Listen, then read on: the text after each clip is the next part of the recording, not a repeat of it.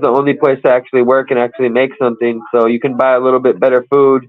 You can buy clothes you need, and yeah, we survive because the food in there is nothing great at all.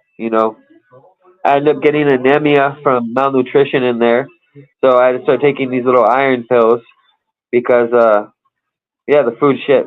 Excuse me. So you said you saw some bad things happen to people. What was the first one you saw? Okay, I don't know how much I can say, but in the punishment area where I was at in the 8, they ended up sticking this dude in the cell, and this is the fourth time I was in the punishment. And the cell he got put in, they were someone who liked to abuse of people, to say the least. Right now, I could hear everything that was going on. He was 2 cells down, and the dude was telling him, basically that he was gonna have his way with him that night. And the dude was like, "No, no, no, I'm hardcore, whatever." And they got at, they went at it. And the dude who wanted his cheeks beat him down and actually ended up putting up a blade to his neck and appearing later in a big blade. And it's crazy because a lot of prisoners have even machetes in there. So I don't think it's like in the United States where you have your homemade knives. They all have real knives and stuff that are brought in by the guards or whoever, and they're well armed. So he had his way with this dude all night in the bathroom, and had everyone else in the cell just sit on the floor, and he repeatedly assaulted this younger guy, and it was horrible to hear the noises and hear this dude crying and just being broke down. And would that booty bandit would the fellas try and get to him the next day, or they just let him run? He's like separate, or how's it work? Well, it's crazy because he was part of the mafia that was in there, and that was his cell. And yeah, So he had status; he could just do that all day long. oh yeah, exactly. Being sent to the punishment area is always a risk because you can be put in a cell with somebody like that, or like the people who tried to extort me. Almost took my life as well.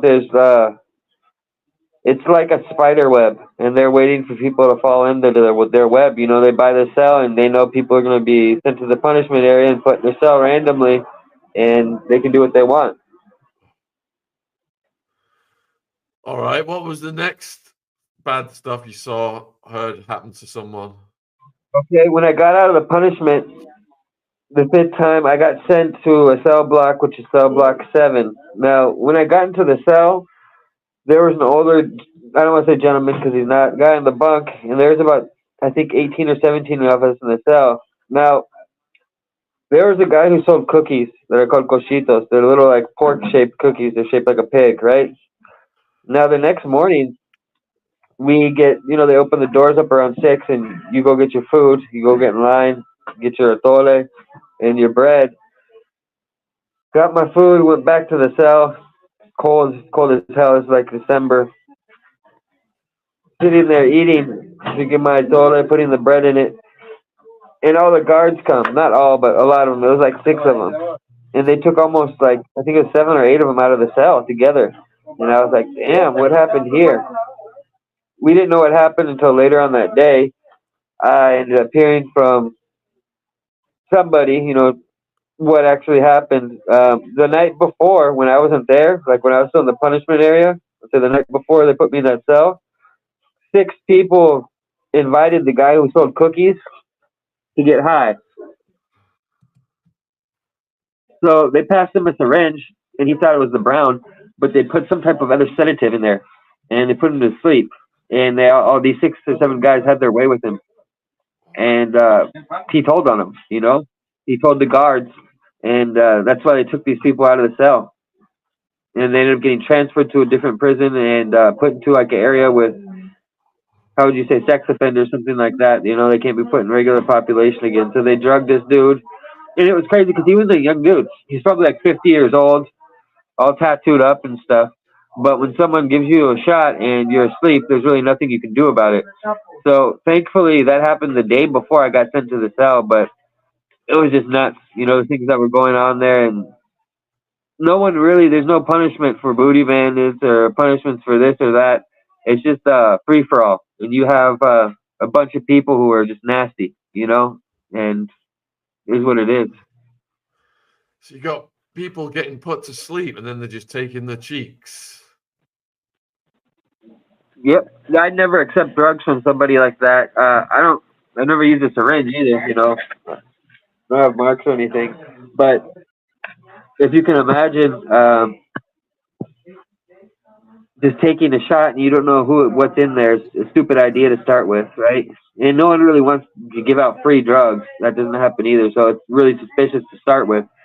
But the dude might have been dope sick, or maybe he thought he had trust with these people in the cell because he'd been there a while. He'd already been there like 5 or 6 months in that cell, and they were probably just working him into trusting him until they got to the point where they could just pass him a syringe. He didn't even know what it is, and he'd shoot up, and they had their way with him. Were there any moments, OG, when you saw someone laying eyes on you like they wanted to take your cheeks? Let me think. I had one dude talk to me one time, like trying to tell me I was cute or something like that. And I basically cut him off right there and let him know, if he kept that up, we were going to get down and end up in the punishment area. And it is what it is. The good thing, he wasn't too big or anything. He was an older dude and all junkied up. And I knew I could take him if I had to. But I was trying to avoid problems anyways. But I cut him off right where it was at. And sometimes, people talk to you and they try to, they're testing you. They'll be like, oh, you're cute or nice eyes or whatever. And they're trying to see if you'll defend yourself or if you'll be a victim. So you got to show right away that you're willing to defend yourself and take it there. And that's where it usually stops, because they're looking for a weak prey that's not going to defend themselves. So once they see you are going to defend yourself, usually they leave you alone. But yeah. And did you like bond with anybody who could have your back and watch out for each other? Oh yeah, one of the dudes who was in charge of the phones in one of the cell blocks. I'm not going to say which one because I want to get him in trouble. I'd hang out with him basically all the nights, and he'd always lie for me and say, "Oh, he just received money or he's calling," and he would just let me stay out of my cell and chill with him. And they always cooked food. They always did like a dinner. They'd buy stuff and cook it themselves. And they never ate the beans. The people who work on the phones always have money. They're receiving that 20%. And dude was cool. He let me be out of my cell lots of times. But that's also why I got stuck in the punishment area several times for being out after hours. But it keeps your morale up, to not be locked down since three in the afternoon to 6 in the morning with 20 people in a cell. You can't even walk. You can't even move. It's so overcrowded. So that dude was really cool. And then the actual dude who was in charge of the tower where I was working at, where they stole the stereo from and stuff like that, he almost ended up becoming a father figure to me. He really helped me out. He let me stay there, and I had my own space. And the people who work with the tower, with the little stores of the mafia, they send you 3 different foods a day that's cooked by them from their kitchen. And he'd always ask for extra plates and lie. They say there was more people working for them than there were. And he'd always give me a couple extra plates of food and stuff like that. And this dude was really cool. He gave me lots of good advice. And he was actually in there because he got stopped by 3 federal police officers and got out of the car and just lit him up with an AK-47. He killed 2 of them, left the 3rd one mortally wounded, ended up in a wheelchair. So dude was no joke, he was no slouch, but he was definitely kind to me.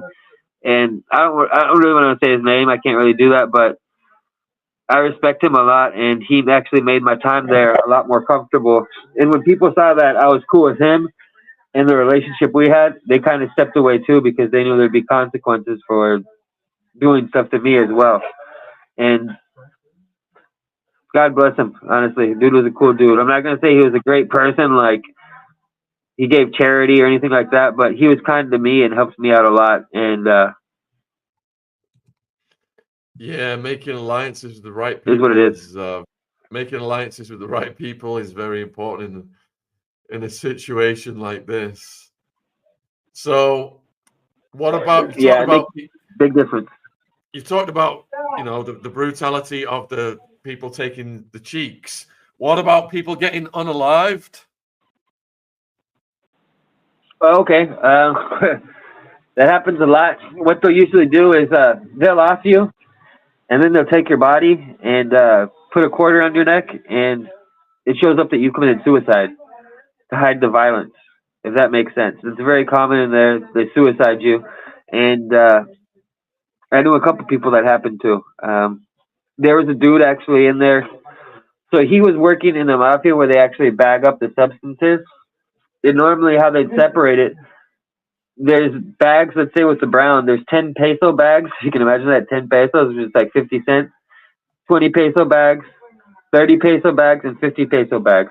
Now, all of them break down to where they're getting 1,200 for each gram. So let's say with the 50s, there's 24 50 peso ones, okay? With the 60s, right, with the 20s, there's 60 of them. So either way, it breaks down to 1,200. But what this guy started doing, he was bagging it up. Instead of putting a gram into each of them, he'd take 0.8. So out of every gram, he was doing 0.2, right? And we're talking about a ridiculous amount of dope that's being sold there.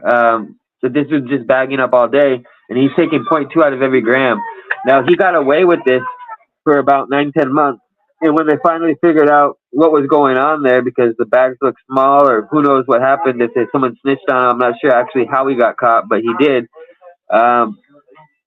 He got suicided, and Wow. they actually estimated. Let's call it unalived. Okay. So the dude I was working with in the tower that I told you was like a father figure, he actually told me that when they pulled out the numbers, that this dude had stolen like 800,000 pesos, which is about $40,000, over those months that he was there. So it was a big no-no, and he paid the ultimate price. So a lot of people, OG, are asking about how your accounts got stolen while you were in there. And let me just explain to people. OG had a couple of YouTube channels that he was running for years. And when OG first went inside, he put a video out asking people to help him. And thank you for everybody who did help him. But then all of a sudden, the descriptions on his channels changed. Some crazy stuff. And they were putting up more and more videos, old videos, and asking for more and more money. So it was obvious to us something had gone wrong for you there, man. And we thought they'd unalived you, and they were just trying to get money. So what actually happened? So I used the phone of the guy I told you that was first in there that let me use the phone to call you. And I'd actually done several videos for the channel inside the prison. I don't know if you remember that. I started doing videos inside. Now, when he got killed and lost his unalived, they were able to get into my account from his phone because I'd logged into the YouTube channel and several things. And they logged into my account and stole my account. What it is, the new people that were in charge, they weren't too happy of me making videos in there, or that the dude let me do video calls, especially considering that I'd worked for an organization that is a rival to them. They didn't like that at all. So they had their way with my channels and tried to get money out of it, what it is, and nothing I could do. And was the guy unalived who had the phone? Was he unalived because he was helping you make videos? I think that might have made it a little bit worse, but it was more because of a beef he had on the outside. So he was in charge of the prison. Some new people show up and enter the prison, and they had beef with him because he killed one of their family members. So they actually ended up doing like a coup d'etat, if you want to look at it like that. They ended up unaliving several people, him included. So the actual people in charge of the prison changed when these new people came in. And they took his life because he was the guy in charge, and because he killed a family member of him on the outside. When they took his life, did you feel vulnerable? Tell me again, brother? When they took his life, did you feel vulnerable? Oh, yeah. I thought I might be on a list, too, because I'd been making videos and everything from his phone, and I knew they were going to see that. But thankfully, they just wanted to get money out of it. But they did come and speak with me and ask me about making videos and what was going on there, and basically explained they weren't too happy about it, and if they caught me doing it again, it was going to cost me my life. So, and if they shut you off then, and they had your account, were you unaware what they were doing on your account, or did you know what they were doing?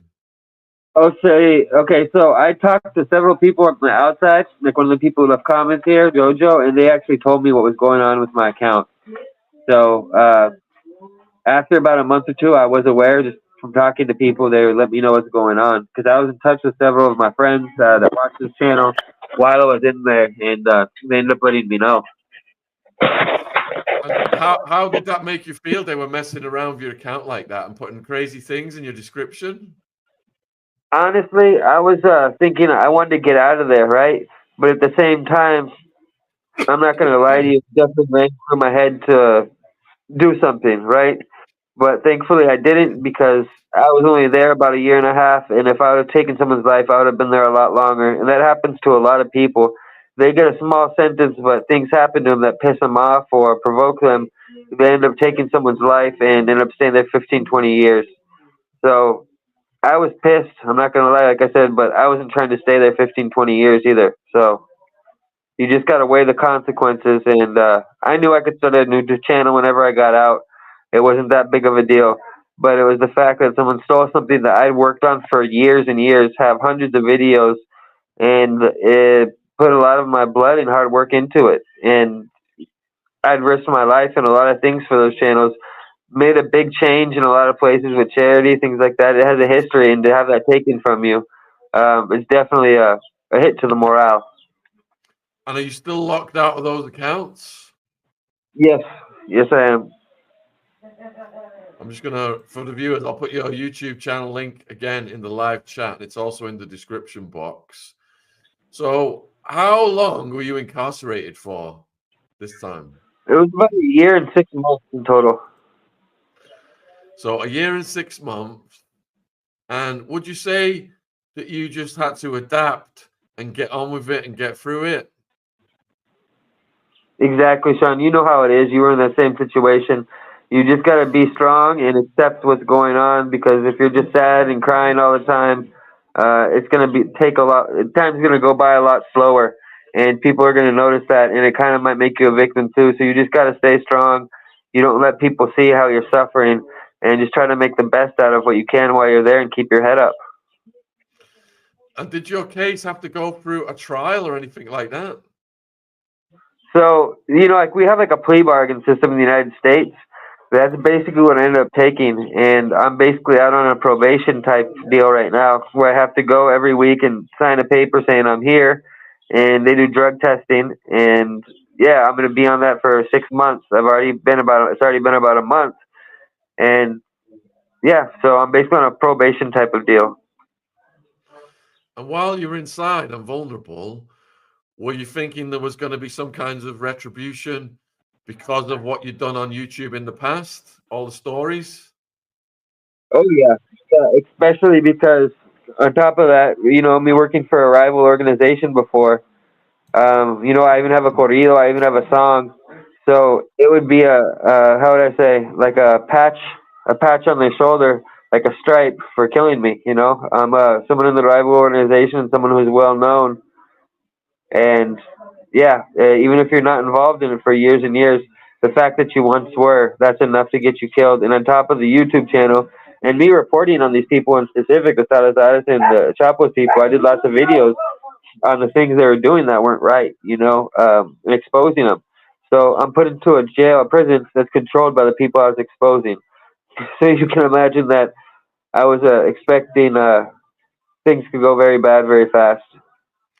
So every time the new arrivals come in, are you thinking that might be an enemy who recognizes me and it's going to go off? I'll tell you an insane story, Sean, talking about that. I got a good one. So I'm in the punishment area. And there's a dude cleaning outside the cell. They have like inmate workers. And I don't know if you remember one of the times I had to leave my house and go to a different city because people, showed up at my house to do something to me, and I'd take my family to another city. It was about 3 years ago. He was in part of the team that showed up at my house. Now, he first said something to me, and I thought he was just bullshitting, but he mentioned my crocodiles. And I don't know if you remember I had crocodiles, and there's no way he could have known that. Yep. So I'm sitting there in the jail, and there's an enemy sicario that had showed up at my house to kill me, and they tore my house apart. I don't know if you remember the video. They destroyed my house, basically. Yep. And he was part of the team that went there and showed up.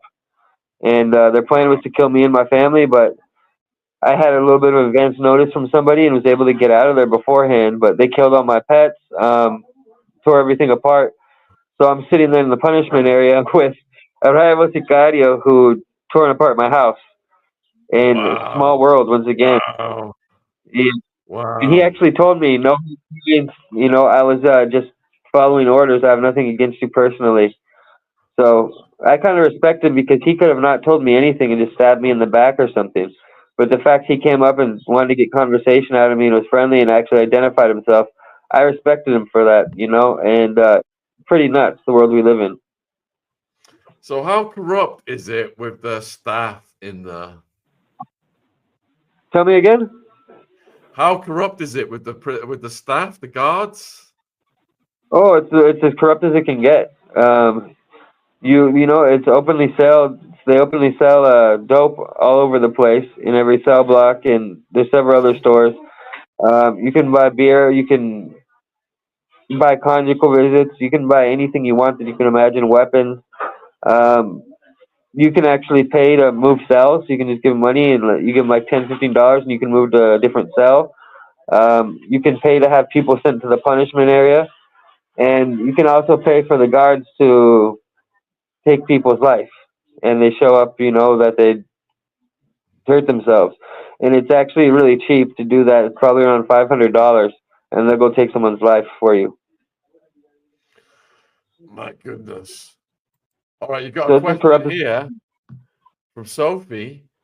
How did you keep strong knowing you had done that to your house and maybe killed your pets? I really didn't have an option. And like I said, I kind of respected him for coming out and telling me openly, but it was definitely hard as well, because I love my animals and my pets. A lot of them are rescue animals. Like there's actually a Petco in the city, and when the animals got too big for their cage or they couldn't have them there, I was on a list of people who take the animals and give them shelter. So my sons also had lots of the pets were theirs, and that was the hardest part because I had to watch the faces of my kids, knowing that someone came in the house and just slaughtered their animals and tore apart the house, all the toys, everything, just destroyed everything. If you remember, I had a pretty nice house and I lived comfortably. Whoa. Oh, geez. Looks like OG's You know, the internet channel what they froze. did, and the people who did that, there was like 8 or 9 of them. 2 of them ended up in prison. The other 6 of them ended up being chopped up and stuck in ice chests and left by the bridge entering the city. So, you live by the gun, you die by the gun. Oh, my God. Wow. So, as you're getting through this then, and you did this plea bargain thing, so you knew when you was going to get out, what did it feel as you got closer to getting out? I didn't believe I was going to get out every time because they told me 3 or 4 times you're going to get out in this date or whatever and this, and I just kind of lost faith in it and didn't believe it, to be honest. But when they finally pulled me out of my cell, and it was like they release you at 10 or 11 o'clock at night. They release you right before midnight. So when they pulled me out of my cell at that time and took me down there, I knew I was going to get out, and it was nuts the feeling when they opened those doors to just have freedom. I looked around. I hadn't even thought of what I'm going to do or where I'm going to go because I didn't really believe I was going to get out. So they let me out. I'm looking around and fresh air. I can't even explain the feeling. And I just started walking. There's a gas station down the street, and I walked in there and got an ice cream bar and some chocolate and a bunch of things I hadn't eaten in a long time. And it was quite an experience to have something sweet in my mouth and ice cream, something. It's just crazy. A lot of the times when you're in these places, you just obsess and think about food because they're giving you the same garbage every day. Yeah, How did yeah, you you know what it's how like, did you son. how did you survive off that garbage, man? And did you get commissary? Well, that's why I started working at the cash register and shit because they start giving you better food, and then you're getting paid a little bit every month, and you can buy better food as well. But the first months I was there, I lost a lot of weight. I lost probably about 40 pounds, if you can imagine that. I showed up there weighing about 185, and within a couple months, I was down to about 145 pounds. so lost a lot of weight. I'm just regaining it right now. I've gained about 15 pounds, so I'm up to about 160, but I'm still skinny. I'm regaining my weight and trying to build my weight back up, but it's hard. It's no joke. It's complete garbage what they serve you, and if you don't have family who comes and visits you and brings you food, or